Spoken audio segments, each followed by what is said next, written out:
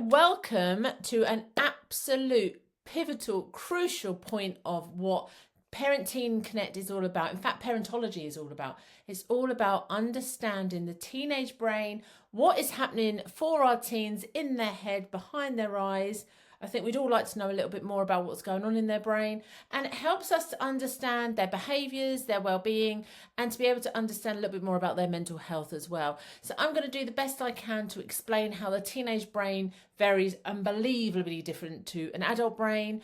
Then it allows us to understand their behaviour, figure out their mental health and their well-being, and then we as adults with a fully formed brain can modify our reactions to it so we all live in harmony together, which ultimately isn't that what we all want, and why we're all here. So without further ado, I've got no slides for this one, so I'm going to put myself onto a large screen and I'll explain everything that I possibly can about the teenage brain, and we'll take it from there.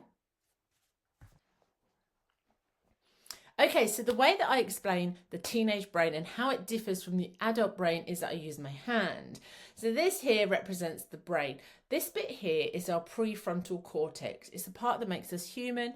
It is responsible for logic, decision making, part of our working memories held there. All of our logical thinking comes from this prefrontal cortex. It's what makes us human. It's what makes us different from other species.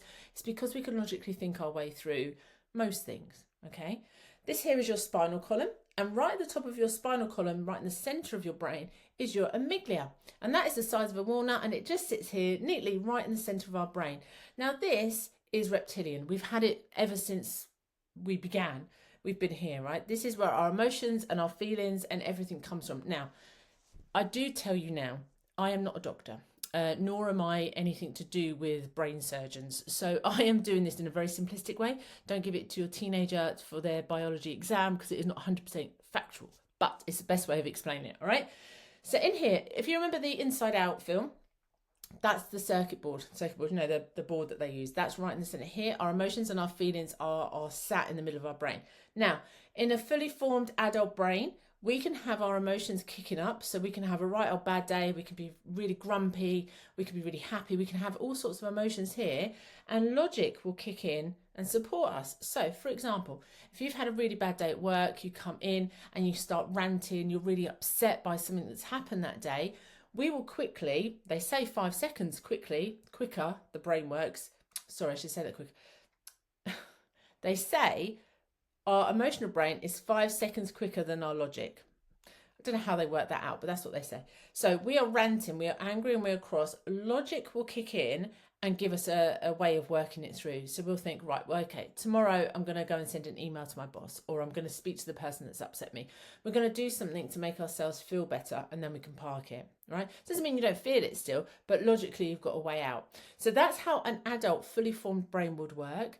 Teenagers, very different. It's not fully formed. This bit, the amygdala in the center of the brain, has been fully formed since the moment they are born. That's why they come out screaming for food. They demand their nappies to be changed. They tell you what they want, and that's because their amygdala is fully formed and it's crying out all their emotions, literally, of what they want. However, their logic brain is about there, you see, it's not fully formed at all, and it won't be fully formed until they're well into their 20s. And the last part of this logic thinking is risk taking, which is why our teenagers do stupid things. They do things that we just think, why would you do that? Why would you behave that way? That makes no sense. And that's because they don't have that sense yet in the nicest way. So they will be feeling what they're feeling, and they're pumping out those emotions and those big feelings that they've got, and logically they can't figure it out. Okay, so if they are feeling something, they can't logically figure out what they need to do. That's where parents step in, right? Us parents and carers will step in and help bridge this gap, because we need to teach them how to manage these big emotions. So your brain, fully formed, if they are having a meltdown for whatever reason, no matter how much you think that doesn't make sense, or they've got friend drama going on and you'll think, well, I don't understand why you're so upset about it, you'll figure it out tomorrow. If you've got that stuff going on, they can't work it out. You need to come in and help them figure it out. Now, there's one phrase that I tell people, and if you watch the workshop that brought us into the Parent Teen Connect membership, you will know that one phrase that can change everything is, do you want comfort or a solution? So they're feeling big emotions here. They can't logically figure it out, but what they can do is think about what they need. They can say, so if you didn't come via the workshop, it would be, would you like comfort or a solution? Would you like a hug or a help? Would you like a hug or help? And that's what we offer them, because what that does is it stops this bit pumping out and it makes them go, right, hold on, what do I need? Do I need you to help me figure the solution out and give me an answer? In which case you are bridging, you are making this, you are becoming their logic thinking. Or do they need a hug? Because they know the hug will calm this bit down, therefore the logic doesn't need to come in. Does that make sense? So there will be a little bit in the download that will explain this in much more detail if this isn't quite making sense, because I'm a bit of a waffler, if you've not noticed. But our job as a parent with a fully formed brain is to come in and bridge this so they logically cannot work out what is going on for them. That's our job, to come in, mirror that behaviour, but also ask them, do you want comfort or a solution? Now, comfort and solution has two ways of working. What it does is it will stop your teenager spiraling. So this is pumping out, they're upset, they're angry, whatever they're feeling. You come in and say, right, let's stop. Do you need comfort or a solution? It makes your teenager go, oh, do I need to just cry and rant? In which case, crack on, let you do what you need to do. Or do I need my mum or dad or carer to help me figure out what I need to do? So if it is a friendship issue, us going in and going, well, message them, you'll be fine, it'll all be fine tomorrow, is not going to help your teen. They might want to just cry because they are actually feeling quite hurt by what's been happening. Or they might go, how do I word the message? I don't know how to say it because actually she's really upset me. He or she has really upset me and I don't know what to do. So if you ask them, do they want comfort or a solution? It stops them in their tracks so they can answer with what they need. What it does for you is it stops you going into fixer. Parents are instinctively fixers. We want to fix our children. We don't want them to be sad. We don't want them to feel uncomfortable. Therefore, we will fix whatever problem they have, even if they haven't asked us.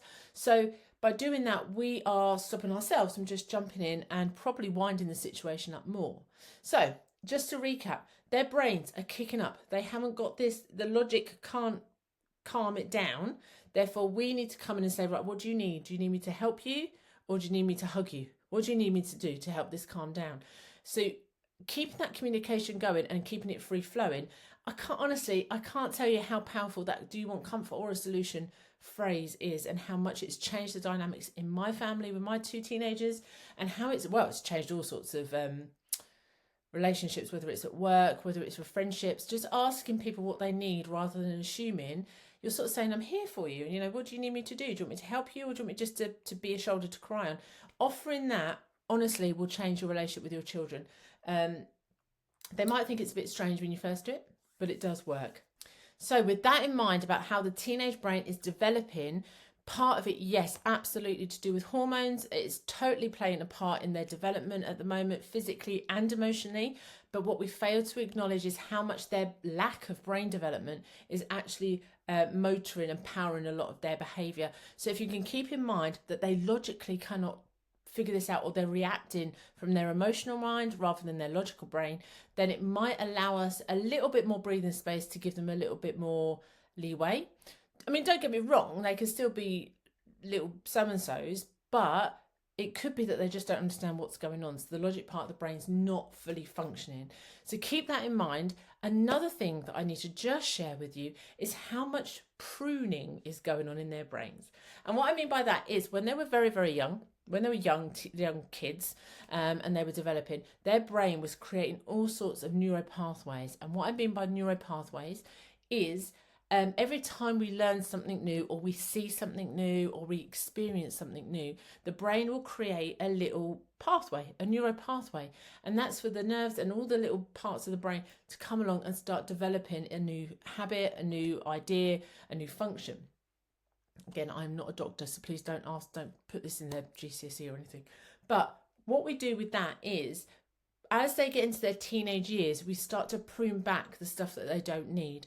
So your teenager at the moment is also trying to figure out what stuff they still need to keep and nurture in their brain and what stuff they need to prune away and will never need again.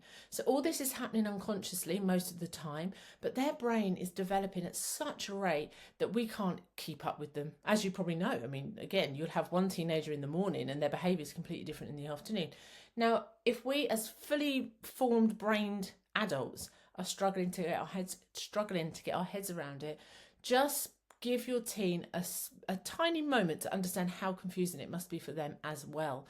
So they have an awful lot going on. Their brains are doing stuff constantly. It could lead into the fact that's why they've got anxiety or depression, or they're not sleeping very well, or they're struggling to eat. All sorts of stuff are going to get affected with the way the brain is working and it's developing. So out of all of my waffle there, my biggest message to you is please give your teen a little bit of leeway, a little bit of understanding as to why they might be behaving completely irrationally with little logic. Is because their brain just doesn't have it. Have a look at the downloads and the resources that I've put in the section below. Have a good read of it, because as I said at the beginning, this is totally the foundational stone of everything that I will talk about in the Parent Teen Connect. Because if we understand how their brains are working, we end up working alongside them rather than against them, because their brains are not working as much as they would like it to be, like ours. They will come across like they're very mature, but their brain is just not fully developed for what they think adulthood is like. Anyway, have a look through the rest of the videos in this section about the psychology behind the behaviour. If there's anything you want to talk about, do get into the community in the Facebook group and let's have a chat about it. But I'd love to hear your opinions and your thoughts, so get in touch with me, let me know, and I look forward to seeing you in the next session.